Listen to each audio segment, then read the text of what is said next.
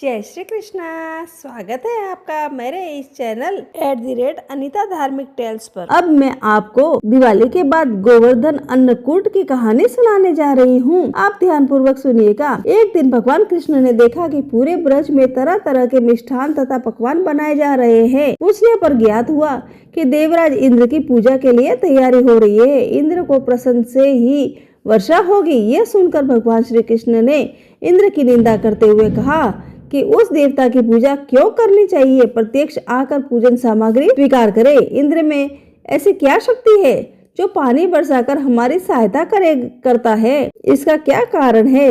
उससे तो शक्तिशाली तथा सुंदर यह गोवर्धन पर्वत है जो वर्षों वर्षा का मूल कारण है। इनकी हमें पूजन करनी चाहिए। भगवान श्री कृष्ण की बात मानकर सभी ब्रजवासियों ने कृष्ण से पूछा कि इंद्र जी से तो दुर्भिक्ष उत्पीड़न समाप्त होगा, सौमासे के सुंदर दिन आएंगे, मगर गोवर्धन पूजा से क्या लाभ होगा?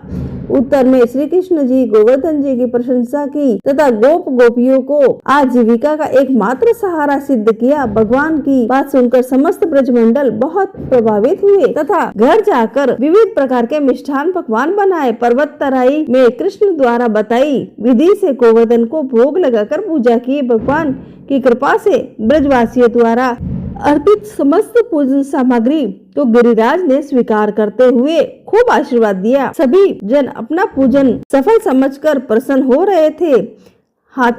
तभी नारद इंद्र महोत्सव देखने की इच्छा से ब्रज में आ गए। पूछने पर ब्रजवासियों ने बताया कि कृष्ण की आज्ञा से इस इंद्र के महोत्सव के स्थान पर गोवर्धन पूजा की जा रही है। यह सुनते ही नारद उल्टे पांव इंद्रलोक चले गए तथा खिन्न मुख मुद्रा में बोले कि हे राजन, तुम महलों में सुख की नींद सो रहे हो, उधर ब्रजमंडल में तुम्हारी पूजा समाप्त करके गोवर्धन की पूजा की जा रही है। इसे इंद्र में अपनी महान हानि समझकर मेघों को आज्ञा दी कि गोकुल में जाकर प्रलय कारक रूप मूसलाधार वर्षा से पूरा गांव तहस नहस कर दे। बादल ब्रज की ओर उमड़ पड़े, वह बरसे। भयानक वर्षा देखकर ब्रजमंडल घबरा गया। सभी ब्रजवासी को श्री कृष्ण की शरण में जाकर बोले कि हे भगवान, इंद्र हमारे नगरी को डुबाना चाहता है, अब हम क्या करें?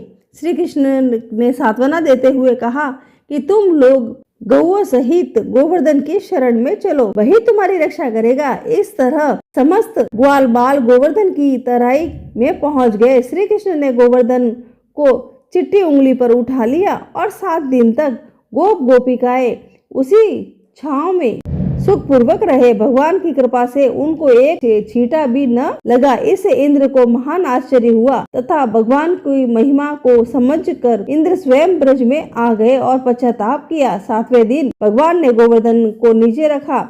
उसी भांति प्रतिवर्ष गोवर्धन पूजा करके अन्नकूट उत्सव मनाने की आज्ञा दी। तभी से यह उत्सव अन्नकूट के रूप में मनाया जाने लगा। इस प्रकार मेरी गोवर्धन अन्नकूट की कहानी पूरी हुई। अगर आपको मेरी ये कहानी पसंद आई है तो आप मेरी इस वीडियो को लाइक करें, शेयर करें और सब्सक्राइब करना मत भूलें। जय माता दी, जय श्री कृष्णा।